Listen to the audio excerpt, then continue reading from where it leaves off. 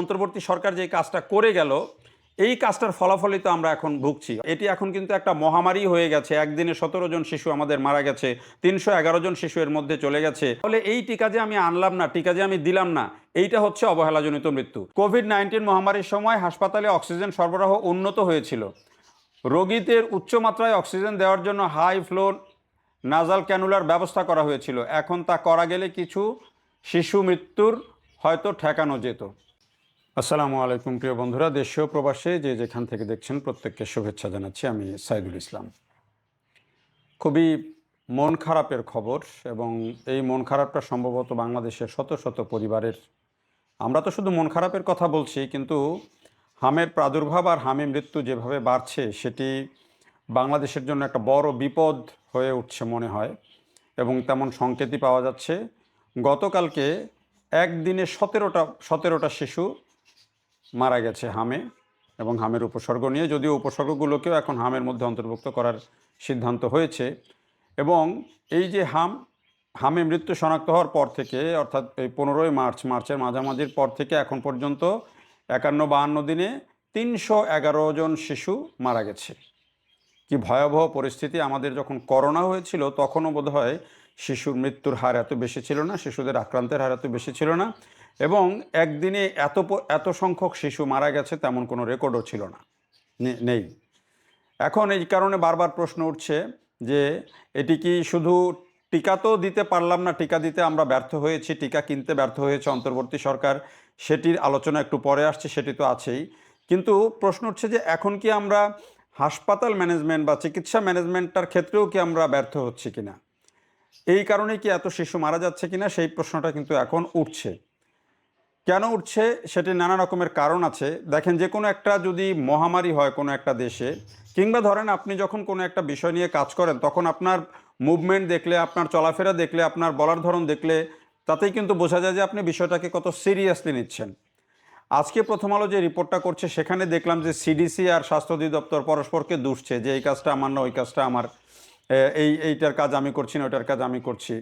এইরকম একটা ভয়ঙ্কর পরিস্থিতির মধ্যে যদি সরকারের দুইটা প্রতিষ্ঠান এই ধরনের বক্তব্য দেয়, তাহলে কিন্তু খুবই দুঃখজনক। তার মানে কি ম্যানেজমেন্টে কোথাও একটা সমস্যা আছে। আমি প্রথমে একটু বলি যে ডাক্তাররা এটি নিয়ে যেটি বলছেন যে আসলে ম্যানেজমেন্টের ক্ষেত্রে যে আমাদের একটু সমস্যা হচ্ছে। প্রথম আলো রিপোর্ট যেটি বলছে যে এখন শিশুদের জ্বর, সর্দি, কাশি হলে বা শরীরে র্যাশ উঠলে অনেক বাবা মা ধারণা করেন হাম অথবা হামের ভয়ে থাকেন। সমন্বিত নিয়ন্ত্রণ কেন্দ্র বলছে এবছর 41,793 জন রোগী চিকিৎসা নিতে হাসপাতালে এসেছে।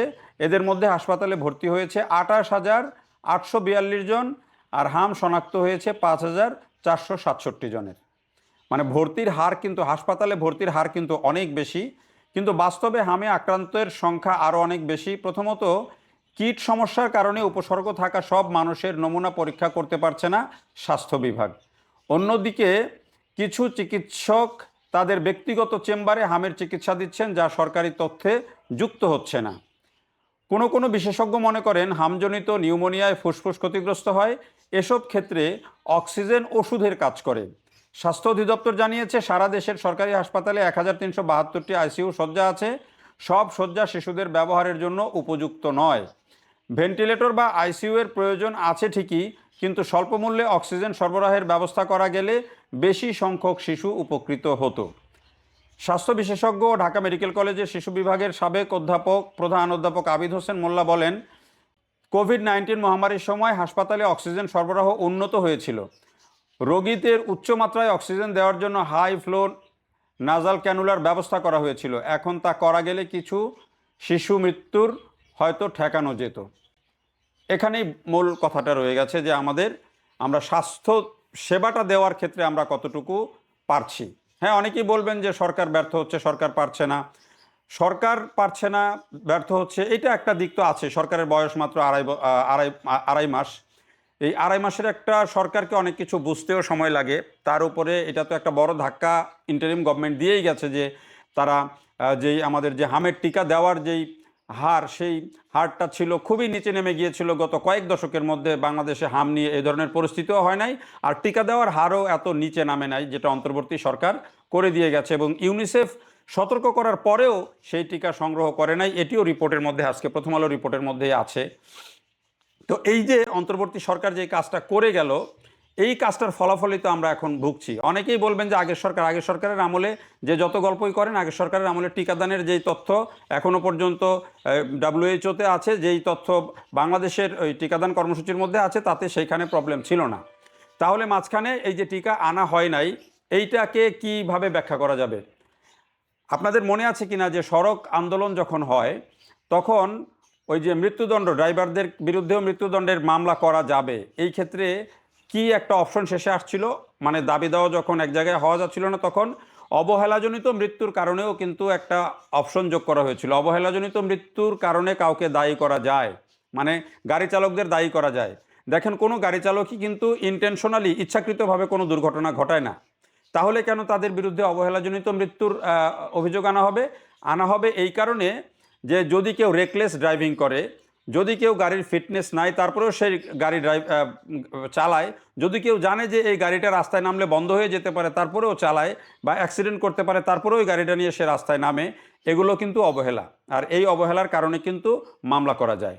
হ্যাঁ, এইটা হচ্ছে দেখেন এই অবহেলাজনিত মৃত্যু। তো আমি বাংলাদেশে জানি যে আমার শিশুদেরকে প্রতি বছর টিকা দেওয়া হচ্ছে। এখন হামে শিশু মৃত্যু তেমন নাই, কিন্তু এই টিকাদান আমাকে অব্যাহত রাখতে হবে। যত যাই ঘটুক, টিকা আমাকে আনতে হবে, দিতে হবে। তাহলে এই টিকা যে আমি আনলাম না, টিকা যে আমি দিলাম না, এইটা হচ্ছে অবহেলাজনিত মৃত্যু।